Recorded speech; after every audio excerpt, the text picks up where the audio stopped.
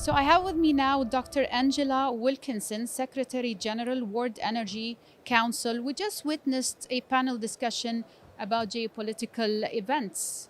Will geopolitical events in Europe accelerate the net zero agenda or reverse its course? What do you think? So I think the panel concluded that what's happening in Europe is a microcosm of what's happening everywhere else, and that we have to ensure that as we tackle the energy security crisis, we keep one eye on the short term and the other firmly on the longer term around the world energy transition that needs to be accelerated. And we talked about the need to join the agendas of and, not or. So it's security and affordability and sustainability, and increasingly with new action metrics of resilience and justice. So we've got a bigger and agenda in all energy regions as we progress clean and just energy transitions everywhere.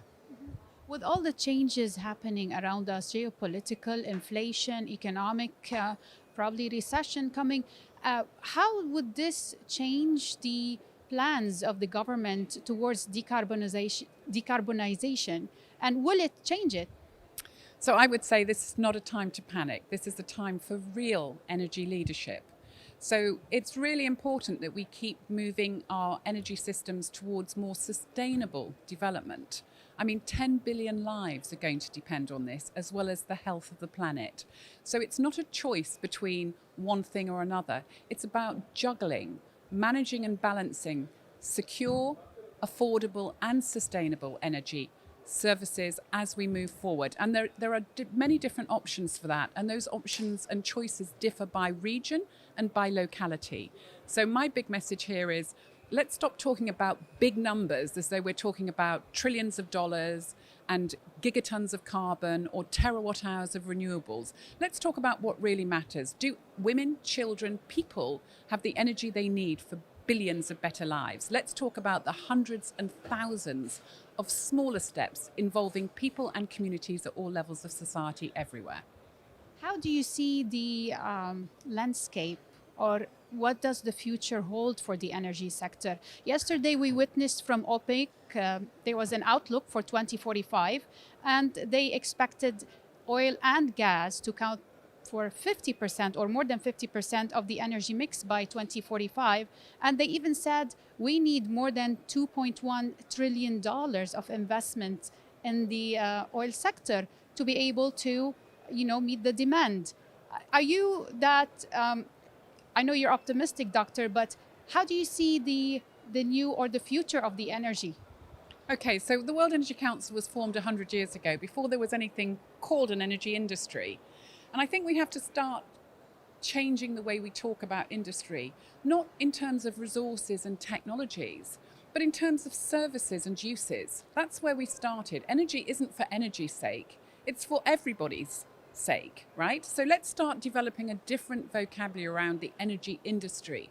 The energy industry now involves automotive, it involves investors, it involves digital players. We've got to evolve our concept of the new energy industry that we need, that will help us balance security, affordability and sustainability. Is not the classic energy industry. It's a vibrant, new, dynamic energy ecosystem.